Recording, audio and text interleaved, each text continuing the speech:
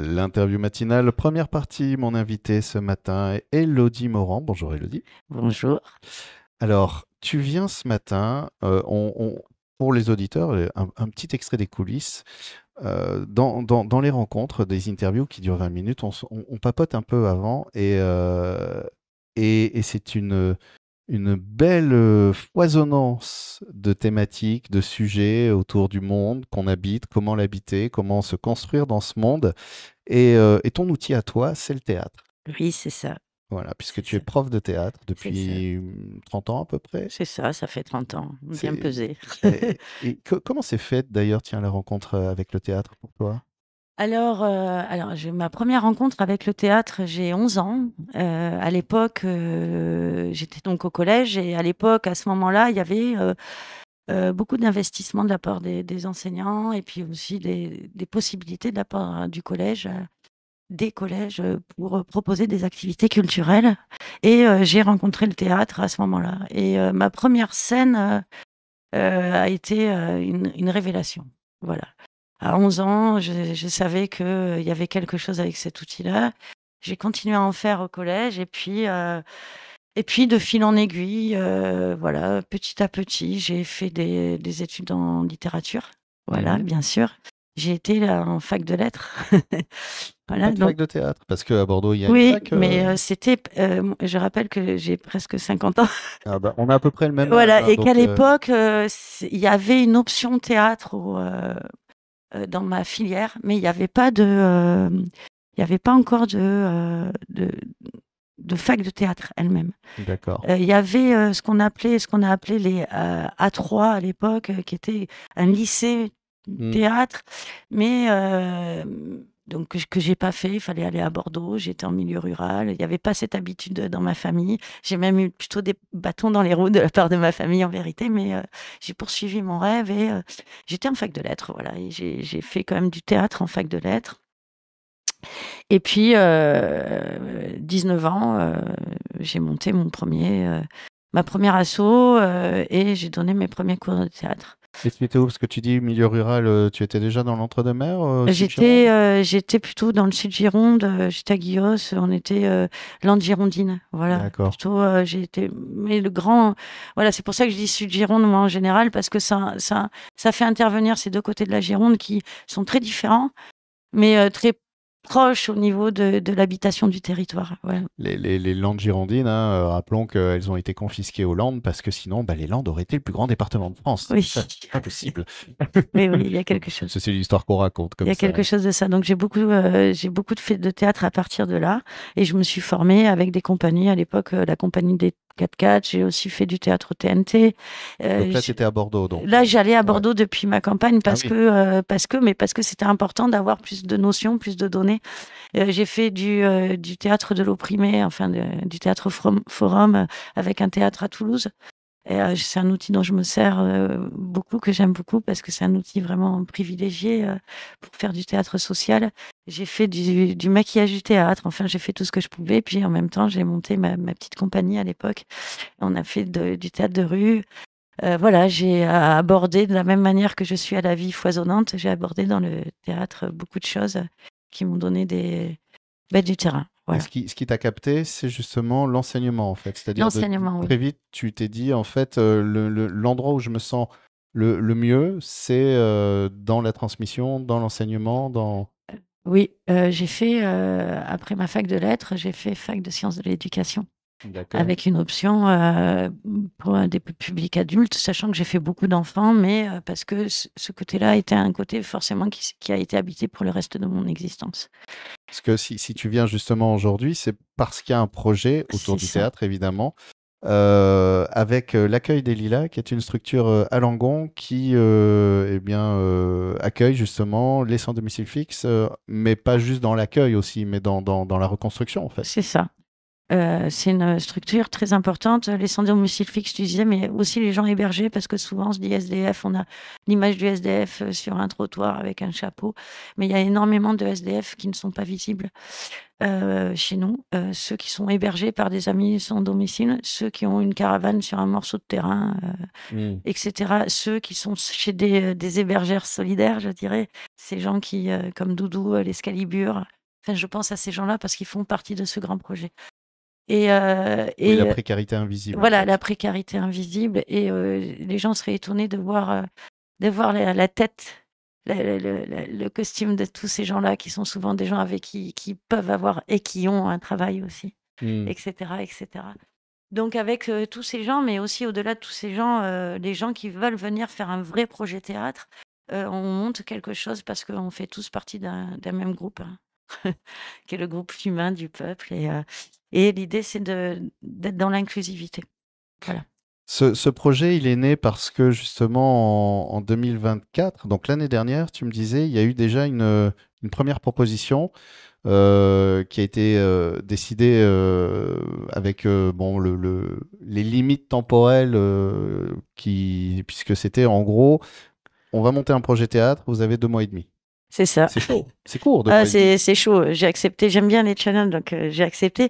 Mais je vais vous dire la vérité, je vais te dire la vérité, c'est que non, il n'y a pas beaucoup de monde qui était prêt à accepter ça parce que c'est presque surréaliste. Mais pourquoi pas? Et puis ça aurait donné ce que ça aurait donné de toute manière. Là, je suis assez contente parce que les gens ont été investis et ça donnait un beau projet. Et les résultats, les retours qu'on a sont positifs. Maintenant, le projet de cette année, il est plus. Parce que l'idée, c'est que c'était une création, en fait. C'est une création. C'est donc 2 mois et demi pour créer, mettre en place, répéter. Alors, je vais dire un truc, c'est que moi, j'étais pas d'accord. Ouais. Parce que la création, c'est beaucoup plus difficile que le reste. Mais il faut savoir qu'il y a des gros tempéraments à l'accueil des livres. Que ce soit les gens qui participent au projet ou autour, et c'est très bien parce qu'eux, ils ont tenu leur radeau contre, un petit peu contre moi. C'est-à-dire que j'arrivais avec des notions qui étaient déjà là, actées. Bon, ben d'accord, on y va puisque vous l'avez fait. C'est ça la formidable énergie du groupe, c'est-à-dire que parfois dans la contrainte, dans les interactions un peu rugueuses, on va Oui, dire, émerge quelque chose bien sûr, et qui fait appel au talent de chacun, bien donc à sûr. ton opiniâtreté, au fait de ne pas lâcher, mais en même temps d'avoir une exigence en fait. C'est C'est ça. cette exigence qui t'habite et qui dit ok, là on le fait en 2 mois et demi, on le fait, mais Oui. tu pensais déjà justement Ah, bien sûr. Mais voilà, je dire pense à des années à l'avance. Quand elle va entendre ça, j'espère qu'elle prendra bien. Mais bien sûr que je pense à des années à l'avance et on avance doucement. C'est comme une famille. Ça se crée pas en un an, ça se crée pas en deux. C'est toute une histoire de toute une vie. Et c'est déjà, moi, ça fait longtemps d'en parler des racines de mon théâtre et qu'il est là. Et ce qu'il y a avec l'accueil des Lilas, c'est des belles promesses. Voilà. Et cette année, ce qu'on construit, ça va être, c'est le projet de l'année dernière, mais qui grandit. Alors justement, on va parler de ce qui se construit. On prendra le temps dans la deuxième partie Oui. de développer, mais tu parles de développer ce qui s'est construit. Alors, il y a ces 2 mois et demi, ce projet qui émerge comme ça. Rien n'émerge du néant, mais enfin quand même.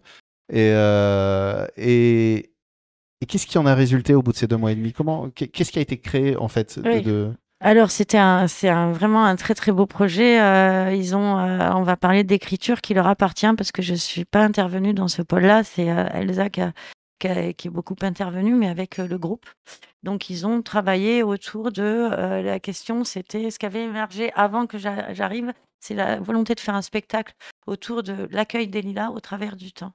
C'est-à-dire, qu'est-ce que c'est un accueil de jour, mais au Moyen Âge, enfin sur des phases différentes du temps, comment on voit cet espace de misère d'aujourd'hui, parce qu'on le voit comme ça, un espèce d'accueil de SDF. Ben, les SDF, c'est la misère.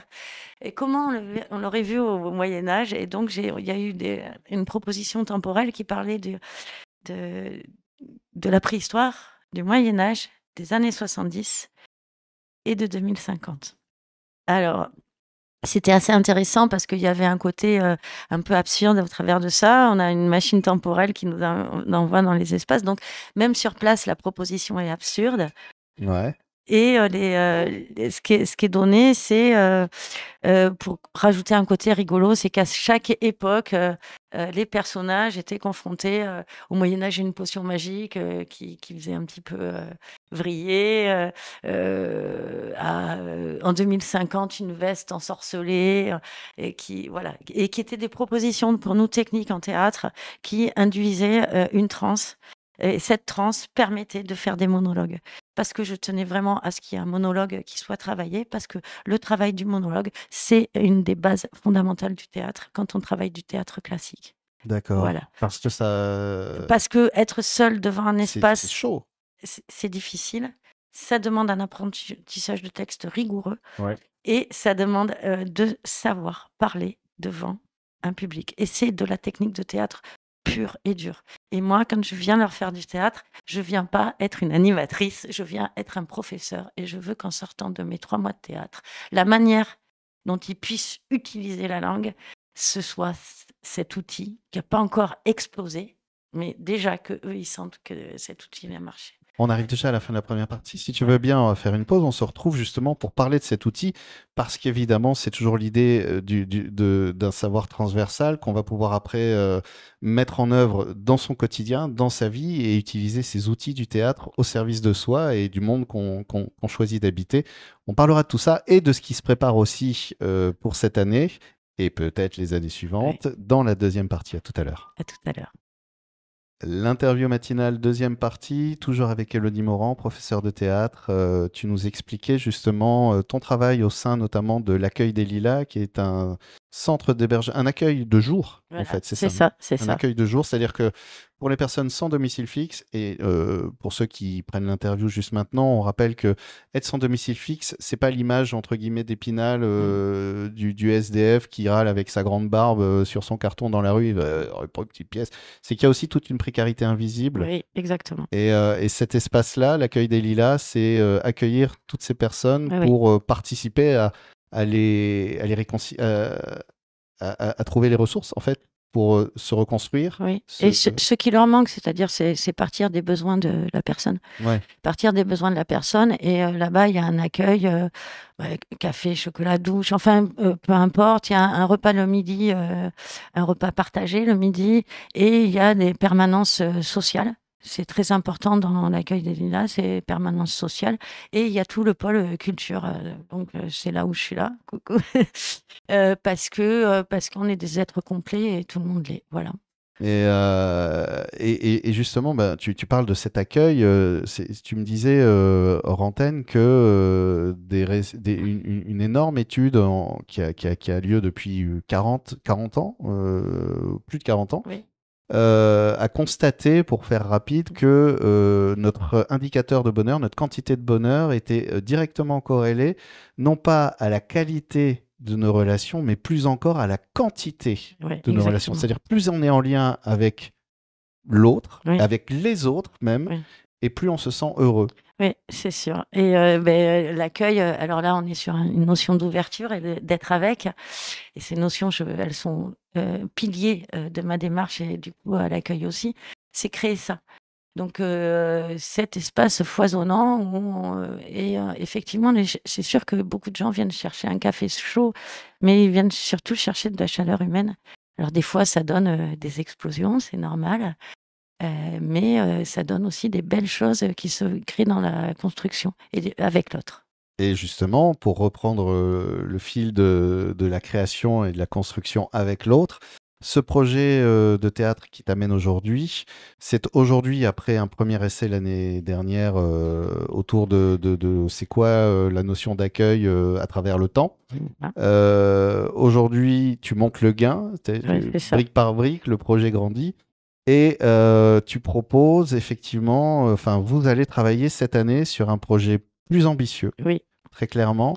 Plus de temps déjà. Donc c'est ça en fait. C'est-à-dire là, ça se fait sur toute l'année ? Ça se fait sur toute l'année. On propose ça le mercredi soir, ça commence demain soir, de 18h30 à 21h à la salle de l'Abyssal, puisqu'on travaille en partenariat avec une association angolaise qui s'appelle l'Abyssole.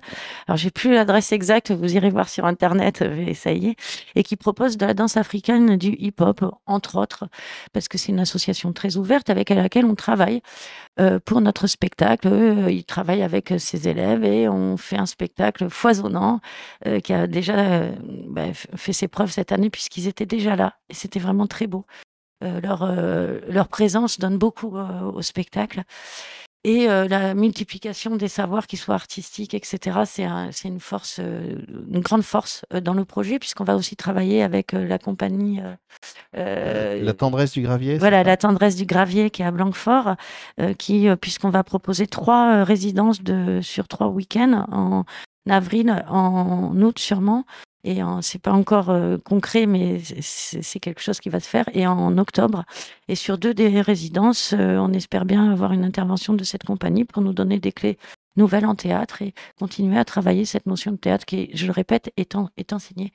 C'est pas une animation.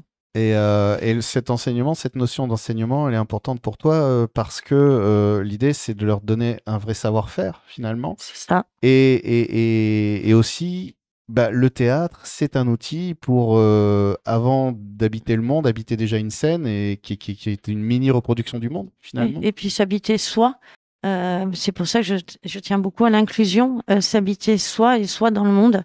Soit d'abord parce que le théâtre est un merveilleux outil de prise ou de reprise de confiance. C'est aussi un merveilleux outil pour faire émerger les peurs, ce qui amène du conflit souvent. Mais moi, je dis souvent que le conflit est une chance énorme parce que c'est la chance de créer autre chose, un nouveau lien. Le conflit, c'est bon, ce lien fait de cette manière, ça va pas, on va le faire autrement. Comment on change Exactement. d'angle, d'axe, et puis c'est se nourrir aussi. Oui, Le c'est se conflit, nourrir. le conflit, c'est se confronter, en Oui, c'est fait. ça. Et donc, se confronter, avoir un miroir pas forcément Oui, agréable en face, c'est ça. c'est grandir soi-même, C'est ça. possiblement. C'est ça parce qu'au départ du jeu, on a joué à dire OK à ça. Et Mm. c'est ce qu'on fait avec le théâtre et c'est un outil qui nous fait sortir de nous. Par exemple, pour des gens, on en parlait tout à l'heure avec la collègue, pour des gens qui sont timides, c'est un outil super parce que la respiration, la posture, la position du regard, qui sont des choses très techniques, permettent d'habiter un endroit où tout d'un coup, on se découvre différent. Et inversement, pour quelqu'un qui est peut-être trop dans son rôle dans sa vie, ça permet d'habiter un autre rôle, ce qui est très difficile en général, mais aussi qui va nous amener plus de douceur à nous-mêmes. Et du coup, c'est un outil merveilleux pour, l'insertion sociale, effectivement, mais aussi, pour l'amour de soi et c'est la première marche à envisager. Et oui, avant de demander à recevoir de l'amour, se poser simplement cette question, comment puis-je recevoir de l'amour des autres si je ne suis déjà pas capable de m'en offrir pour moi? Exactement. Et contacter un peu l'équilibre, c'est-à-dire se regarder soi-même avec bienveillance et avec justesse. Et vous allez voir, après, tout s'enclenche autour de vous. Ça... N'allez pas chercher chez l'autre ce que vous pouvez d'abord trouver en vous, en fait. C'est ça, Euh, exactement. le projet, voilà, le temps passe vite. Le projet, donc, est-ce qu'il y a un thème déjà qui est Il n'y a pas de identifié? thème à C'est encore aborder, en c'est en construction? cours, ça se mettra en place au mois de mars, tout le mois de mars parce que je serai pas là au mois de mars. Mais ça va se mettre en place à ce moment-là, l'écriture, et cetera. Après, on a cette année pour travailler ensemble, on va avoir des résidences, comme je vous l'ai dit. On a un objectif le 15 novembre 2025 de faire notre première prestation. Mais surtout, ce qu'on attend, c'est des partenaires qui veulent nous faire jouer chez eux. On vient jouer chez vous, entendez-le. On parle aux mairies, mais on parle aussi aux associations, on parle aux festivals qui ont des projets sociaux, parce que nous, c'est notre cheval de bataille. C'est s'occuper des autres, être avec les autres. On parle à toute petite structure qui voudrait de nous. On est OK, on vient. Téléphonez-nous. On ne sait pas comment encore ce qu'on va faire ensemble, mais on est là pour travailler ensemble. Voilà. Et c'est en travaillant ensemble que tout ça va émerger et dans une belle Oui. cohérence et une belle proposition. Quand tu parles de tout ça, moi, je trouve ça passionnant et ça me donne envie de venir goûter cette énergie. Et c'est ce que tu me disais, il y a la possibilité aussi de venir filer un coup de main, en fait. Oui. C'est-à-dire, si Oui. quelqu'un adore faire voilà, gérer les lumières sur scène Oui, ou, voilà ou tout. même capter une séquence. Si vous êtes cuisinier, vous voulez participer au projet, vous nous dites, attends, mais moi, pour votre spectacle, je suis prêt à faire la cuisine. Ok, si, peu importe ce que vous voulez faire, il y aura toujours une place pour vous. Si c'est du théâtre, très bien, vous viendrez jouer, mais il y aura toujours une place pour vous où on pourra jouer ensemble, où on pourra participer, créer un monde nouveau un peu dans ce tout petit espace, parce que pour l'instant, c'est un tout petit espace, mais Denis s'agrandit. On arrive à la fin de la deuxième partie de l'interview. Tu parles de justement vous contacter. Comment? Ben, on va le dire maintenant qu'on a Oui. mis en appétit. Alors, Comment est-ce qu'on peut te contacter? Ou alors, Elsa, c'est ça? Enfin, euh, qui on doit appeler? Alors, Comment? il y a l'accueil des Lilas Ouais. qui est sur Internet. Vous avez le téléphone de l'accueil. Vous avez tout sur Internet. Vous tapez accueil des Lilas, accueil de jour des Lilas et de tout Langon. Vous allez tout trouver. Je vous donne pas son numéro, mais parce que je sais pas si elle veut qu'on le donne. Bah, déjà, le site internet, Voilà, oui, ça, en il y a les soi. contacts, Et il y après, a ce par qu'il contre, je vais faut. vous donner mon numéro à moi, parce que Mhm. moi, je suis prof de théâtre et que si vous voulez m'appeler pour n'importe quoi, vous m'appelez. Donc, je suis Élodie et mon numéro, c'est le 06 77 37 48 37. N'hésitez pas à m'appeler. Je suis ouverte et le monde d'aujourd'hui a besoin de ça, donc c'est très bien.